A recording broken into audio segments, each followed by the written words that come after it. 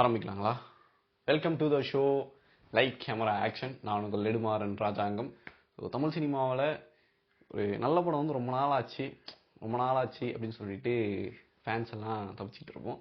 அந்த டைமில் கரெக்டாக வந்து ஒரு செம்மையான ஒரு படத்தோட டேரக்டர், அதாவது யங் டேரக்டர்ஸ் வந்து வருவாங்க.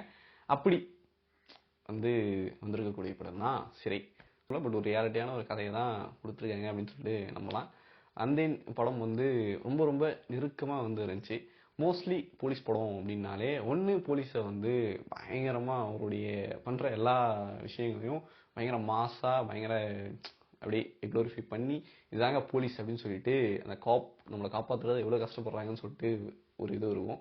அப்படி இல்லாமல் போலீஸ்க்கு இதுதான் வந்து மக்களை பார்க்குறாங்க, போலீஸ்கிட்ட இந்த பிரச்சனைலாம் இருக்குது அப்படின்னு சொல்லிட்டு அந்த ரியாலிட்டியை சொல்கிற டேரக்டர்ஸுடைய படங்கள் கொஞ்சம் கம்மியாக தான் தமிழ் சினிமா வாட்சில் வந்து வந்திருக்கு.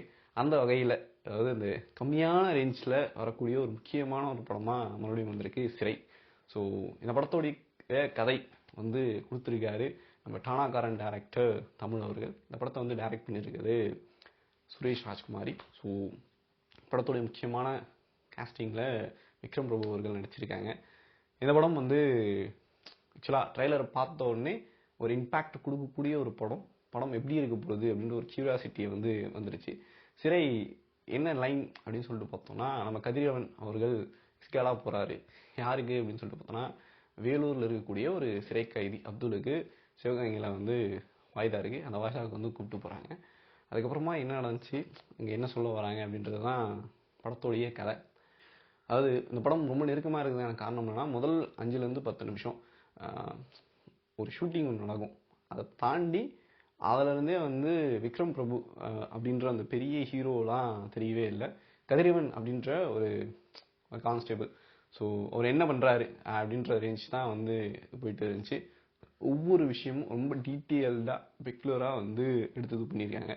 எப்படி அப்படின்னா, போலீஸ் அப்படின்னா வெறுமனே அவங்களுடைய அங்கே உள்ள ஒரு ஸ்ட்ரக்சர் இருக்கு இல்லையா, ஒரு டியூட்டி போட்டால் எந்த அளவுக்கு அவங்க சஃபர் ஆகிறாங்க, அவங்க டியூட்டியில் எவ்வளோ பிரச்சனை இருக்குது, லீவ் கிடைக்கிறது எவ்வளோ பிரச்சனை இருக்குது, இந்த ஏஆர் அப்புறமா இந்த மாதிரி எஸ்கார்ட் இவங்களுக்குலாம் வந்து என்ன மாதிரியான டியூட்டிஸ் வந்து போடுவாங்க, அவங்களோட ருட்டீன் என்ன அப்படின்றத வந்து ரொம்ப ஷோ ஆஃப் பண்ணியிருக்காங்க. அண்ட் தென் ஒரு என்கவுண்டர் பண்ணிட்டு வீட்டில் அவங்க சொல்கிற பதில், நீ மாறிட்ட அப்படின்னு சொல்லிட்டு ஒய்ஃப் ஃபீல் பண்ணுற ஒரு இடங்க. இப்படியுமே அந்த போலீஸ் ஸ்ட்ரக்சர் அவங்கள எப்படி மாற்றுது, அந்த ஒரு பொசிஷன்லையுமே ஒரு போலீஸை எப்படி வந்து அவங்க மென்டலி எவ்வளோ மாறுறாங்க அப்படின்றத வந்து ரொம்ப ரொம்ப பாயிண்ட் அவுட் பண்ணி பெக்குலராக வந்து சொல்லியிருக்காங்க சொல்லலாம். அது ஒரு காட்சியும் ரொம்ப உருக்கமாக வந்து இருந்துச்சு. ஏறி உட்காந்துருந்தாங்க, படப்பாட்டு போயிட்டே இருந்துச்சு அப்படின்ற மாதிரி அவ்வளோ ரொம்ப நெருக்கமாக ரொம்ப அந்த லைவ்லியாக வந்து ஒரு ஸ்பேஸ் வந்து இருந்துக்கிட்டே இருந்துச்சு. படம் இப்போ வந்து ரிலீஸ் ஆன உடனே இந்த சீன் வந்து இப்போ நான் சமீப நாட்களாக ட்விட்டர், ஃபேஸ்புக் அப்படின்னு சொல்லிட்டு எல்லா சோஷியல் மீடியாவுமே பார்த்துட்டு இருக்க ஒரு விஷயம். அது சிறைப்படத்தில் இருக்கக்கூடிய ஒரு சீன் என்னென்னா, கன் ஏண்டா லோடில் இருக்குது, கன்னை வந்து லோட் பண்ணக்கூடாதுன்னு சொல்லிட்டு ஒரு போலீஸ் ஆஃபீஸர் வந்து கேட்பாரு. இல்லைங்கய்யா அப்படின்னு சொல்லிட்டு, கொண்டு போகிறது ஒரு முஸ்லீம் அப்படின்னு சொல்லிட்டு சொன்ன உடனே ஒரு டைலாக் வரும், நானும் முஸ்லீம் தான் அப்படின்னு சொல்லிட்டு அந்த போலீஸ் ஆஃபீஸர் வந்து சொல்லுவாங்க. நாங்கள் இன்னும் என்ன தான் பண்ணுவோம் அப்படின்னு சொல்லிட்டு இது பண்ணுவாங்க. ஸோ இந்த சொசைட்டியோட மைண்ட் செட், ஒரு சிறுபான்மை இனத்தை சேர்ந்தவங்க, அது குறிப்பாக முஸ்லீமாக இருந்தால் அவங்கள எப்படி பார்க்குறாங்க அப்படின்றத அந்த ஷோ ஆஃப் பண்ண விதம் இருக்கு இல்லையா, அது வேற இதுதான். இங்கே சிறுபான்மையினர் மக்கள் வந்து இந்த மாதிரியான கேஸ்லாம் மாட்டிக்கிட்டு அவங்க வெளியே வர்றதுக்கு எவ்வளோ கஷ்டமாக இருக்குது, எந்த மாதிரியான இன்னும் இந்த மாதிரி வாய்ஸ்லெஸ்ஸான பீப்புள்ஸ் வந்து சிறைக்குள்ளே இருக்கிறது, ஜட்ஜ்மெண்ட் தள்ளி போகிறதுக்கு நீதிபதி அவர்கள் வந்து வருத்தப்படுறது, இப்படி எல்லா விஷயமும் ஒட்டுமொத்தமாக படத்தில் எல்லா விஷயமுமே நம்மளை ரொம்ப உருக்கிக்கிட்டே இருக்குன்னு தான் சொல்லி ஆகணும். அந்தளவுக்கு வந்து ரொம்ப ரொம்ப ஒரு நெருக்கமான ரொம்ப ஸ்ட்ராங்கான ஒரு நல்ல படம் வந்து தமிழில் வந்து வந்திருக்கு. மோரார்லெஸ் வேறு என்ன வார்த்தைகள் சொல்லி இந்த படத்தை வச்சு பேசுகிறது அப்படின்னு சொல்லிட்டு தெரில. ரொம்ப ஒரு சிறப்பான ஒரு படம் வந்து சிறையாக வந்து வந்திருக்கு. குறிப்பாக படம் எந்த அளவுக்கு நம்மளை வந்து உருக்கமாக எமோஷ்னலாக அப்படி வச்சுட்டு இருந்ததுக்கு டேரக்டருடைய விஷயம், இன்னொரு பக்கம் ஆர்டிஸ்ட் அப்படின்னு சொல்லிட்டு சொன்னாலும், இன்னொரு பக்கம் மிகப்பெரிய படத்தோடைய பலமாக வந்து வந்திருக்காரு இசையமைப்பாளர் ஜஸ்டின் பிரபாகரன். கிட்டத்தட்ட எல்லா சாங்ஸுமே எல்லா மியூசிக்குமே ரொம்ப ரொம்ப நெருக்கமாக வந்து இருந்துச்சு. அந்த எமோஷ்னலாக எல்லாத்தையுமே ரொம்ப உருக்கமாக நம்மளால் ஃபீல் பண்ண முடிஞ்சிட்டே இருந்துச்சு.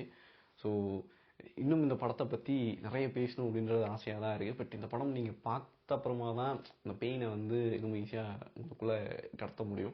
ஜஸ்ட் பெயின் அப்படின்னு இல்லாமல் ஒரு நல்ல படம், முக்கியமான ஒரு படம், வாய்ஸ்லெஸ் அப்படின்னு சொல்லக்கூடிய அந்த மக்களுடைய வாய்ஸாக வந்து ஒழிக்கக்கூடிய ஒரு படமாக வந்து இதை வந்து பார்க்குறேன்.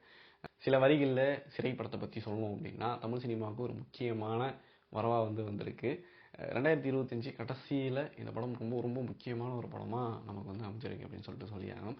சரி, ரொம்ப ஒரு எமோஷ்னலாக ஒரு முக்கியமான ஒரு விஷயத்த வந்து ரொம்ப உருக்கமாக ரொம்ப அழுத்தமாக வந்து பேசியிருக்கு. கதையை விட்டு எங்கேயுமே வந்து டைவர்ஷன் ஆகாமல் கதைக்குள்ளே நடந்த சம்பவத்தை ரொம்ப விறுவிறுப்போட ரொம்ப அழுத்தமாக வந்து பதிவு பண்ணியிருக்காரு இயக்குனர் அவர்கள். அண்ட் இந்த கதைக்கு இந்த மாதிரியான ஒரு படத்துக்கு ஒரு நல்ல ஒரு இசையை வந்து கொடுத்துருக்காரு ஜஸ்டின் பிரபாகரன் அவர்கள். ஒட்டுமொத்தமாக ஒரே வார்த்தையில் சொல்லணும் அப்படின்னா தியேட்டரில் மிஸ் பண்ணாமல் போயிட்டு சிறையை வந்து பாருங்கள். உங்களுக்கு ஒரு நல்ல படம், ஒரு நல்ல அனுபவம், ஒரு முக்கியமான ஒரு விஷயத்த வந்து நம்ம கூட வந்து உரையாடி இருக்கு சிறைப்படம். ஸோ கண்டிப்பாக தியேட்டரில் போய் பார்த்துட்டு உங்களுடைய எமோஷனை வந்து கீழே வந்து கமெண்ட்டில் வந்து ஷேர் பண்ணுங்கள். இந்த வீடியோ பிடிச்சிருந்துச்சுன்னா லைக் பண்ணுங்கள், ஷேர் பண்ணுங்கள். மறக்காமல் நம்ம புலிகேசி சேனலுக்கு அப்படியே சப்ஸ்கிரைப் பண்ணுங்கள். நன்றி, வணக்கம், டாடா, பபாய்.